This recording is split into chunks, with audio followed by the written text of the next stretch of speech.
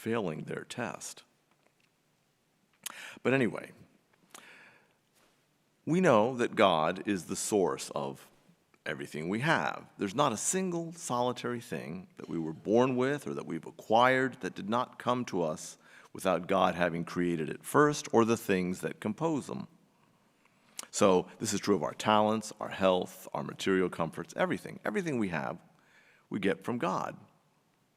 And so it is absolutely impossible for us ever to repay God in kind. It's not like we can give God some kind of gift, that we can create something out of nothing and wrap it in a box and give it to him as a present, because we don't have that capacity.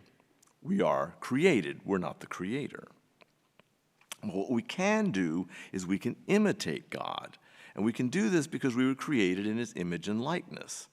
So along with that image and likeness comes this ability to love others who have no capacity to pay us back. And so we come back to our Lord's advice to his host and his fellow guests at the dinner party. Now, the Pharisees lived this very highly structured and ritualized social life. They were obsessed with protocols and intricately observed rituals, not only at temple, but in every facet of their lives. So the dinner party racket was part of that. The guest list was always made out with very specific calculations in terms of where each guest would sit and what the host might reasonably expect from each guest in repayment.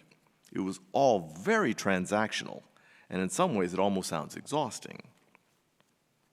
But of course, God created all creation out of love with no requirement that that creation should do anything at all but just receive being created.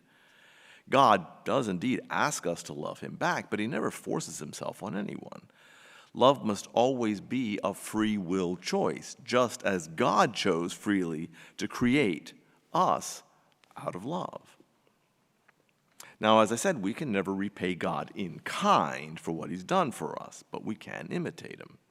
And thus, this was Jesus' advice to his host and his fellow guests, to do for others who can never repay you.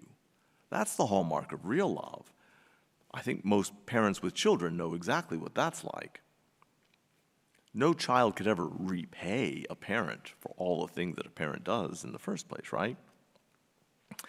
Love always seeks to do for the other just for the true benefit of the other, period. That's it. No payback, no recompense, no thank you even.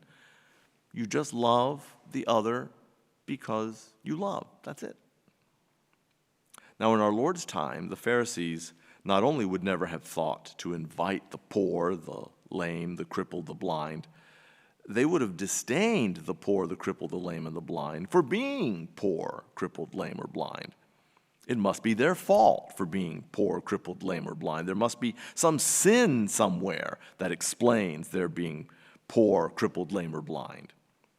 But Jesus, of course, was always challenging his audiences to see the unfortunate as opportunities to pass on the love of God we have already received in our own lives. Because these are folks for whom we can do something that cannot pay us back. We can do something just out of loving another human being. We cannot actually be God, and we can never repay God in the transactional sense. But we can indeed say thank you to God many times over by just loving those around us, especially those unable to repay us. And think in terms of what the Pharisees saw when they invited these guests and they were calculating, okay, here's what I'm likely to be given a reciprocal invitation to another dinner party or some other such expectation. That was a one-for-one deal. But by our loving those around us who can never repay us, God's not offering us a one-for-one deal. He's offering us eternity in heaven. And that's something that will far outweigh anything that someone could do for us in this life.